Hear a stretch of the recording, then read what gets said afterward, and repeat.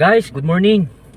Mayroon tayong nakita guys na isang kaibigan dito sa daan.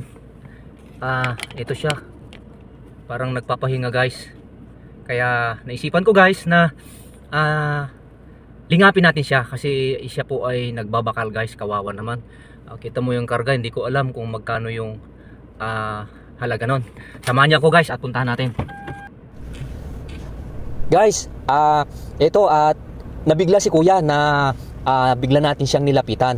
At napatanong siya guys kung ano yung gagawin namin. Pero kinausap ko siya na meron lang po tayong ipapagawa sa kanya na iyon ay magiging maganda para po sa kanya. Lalo pa guys ay feeling ko ay pagod na si kuya sa pagbibili ng kanyang mga binibilhing bakal o plastic.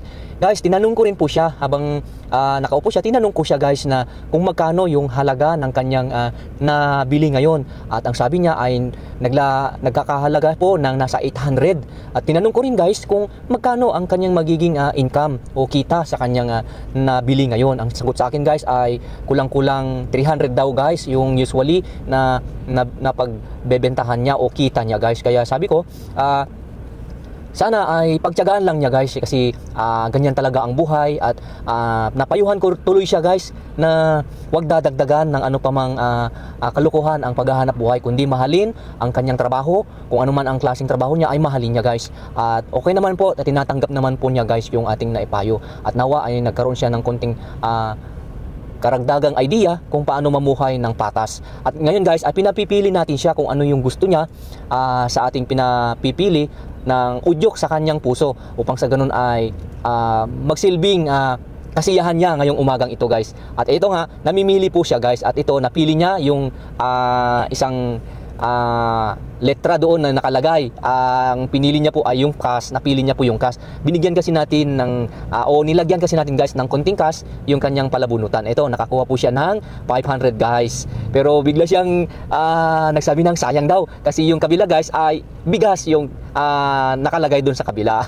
Kaya guys, pero okay na. At least kahit papaano guys ay may konting dagdag yung kanyang magiging income sa araw na ito. At sinabihan ko yun guys na ibibili niya para sa kanyang anak kasi may pamilya na daw po siya guys at 2 anak. At sana ay naging masaya po ang kanyang araw ngayon. Sana ay natuwa si kuya. Kanina pa sa daan ay nagdadahan-dahan siya, nagsisigaw siya guys ng bakal.